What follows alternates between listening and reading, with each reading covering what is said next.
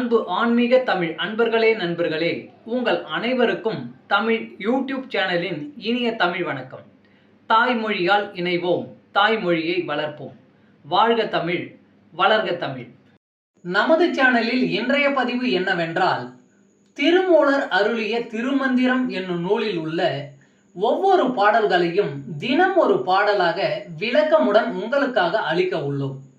இப்பாடலினை இறையன்போடு கேட்டு பயன் அடைய வேண்டியும், இப்பாடல் பதிவு உங்களுக்கு பிடித்திருந்தால் லைக் மற்றும் ஷேர் செய்து ஆதரவு அளிக்க வேண்டியும், இதுவரை இந்த சேனலுக்கு நீங்கள் சப்ஸ்கிரைப் செய்யவில்லை என்றால் சப்ஸ்கிரைப் செய்து ஆதரவு அளிக்க வேண்டியும் அன்புடன் கேட்டுக்கொண்டு இப்பதிவினை தொடங்குகிறேன்.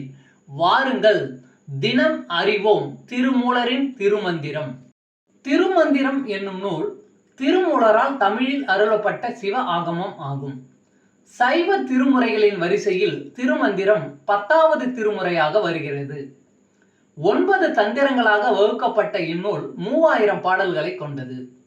திருமந்திரம் பக்தி பிரபாவத்தில் ஆரம்பித்தாலும் அடுத்து உபதேசம், தத்துவம், யோகம், தியானம், சக்கரம், ஞானம் என்று பல விஷயங்களை பற்றி பேசுகிறது. திருமூலர் யோக பயிற்சி தரும் விதம் சுவாரஸ்யமான நடை. அவை வெறும் சூத்திரங்களாக இல்லாமல் படிப்பவர்களுக்கு உற்சாகம் தரும் விதமாக அதன் பலன்களையும் சேர்த்தே சொல்கிறார். இவ்வளவு பெருமைகளை கொண்ட திருமந்திரம் என்னும் நூலில் உள்ள பாடல்களை ஒவ்வொன்றாக விளக்கமுடன் இங்கே நாம் அறிந்து கொள்ளலாம். சைவ சமய திருமுறைகளில் 10ஆம் திருமுறையான திருமூலர் அருளிய திருமந்திரம். முதல் தந்திரம், அரசாட்சி முறை. பாடல் 242. நரபதியின் கடமை.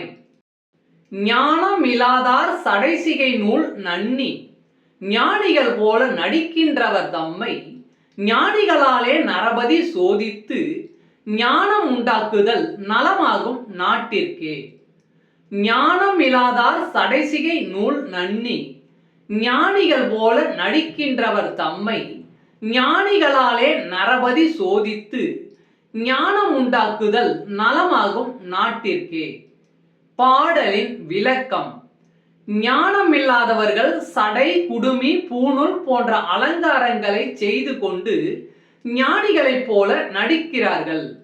அப்படி நடிப்பவர்களை அந்நாட்டின் மன்னன் உண்மையான ஞானிகளை கொண்டு சோதித்து உண்மையை தெரிந்து கொள்ள வேண்டும்.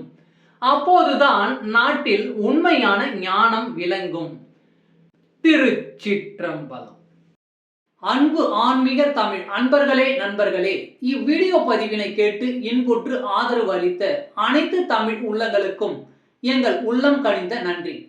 மேலும் இப்பதிவு உங்களுக்கு பிடித்திருந்தால் லைக் மற்றும் ஷேர் செய்தும், இதுவரை இந்த சேனலுக்கு நீங்கள் சப்ஸ்கிரைப் செய்யவில்லை என்றால் சப்ஸ்கிரைப் செய்து பெல் பட்டனையும் அழுத்தி ஆதரவு அளிக்கவும் அன்புடன் கேட்டுக்கொள்கிறோம். மிக்க நன்றி.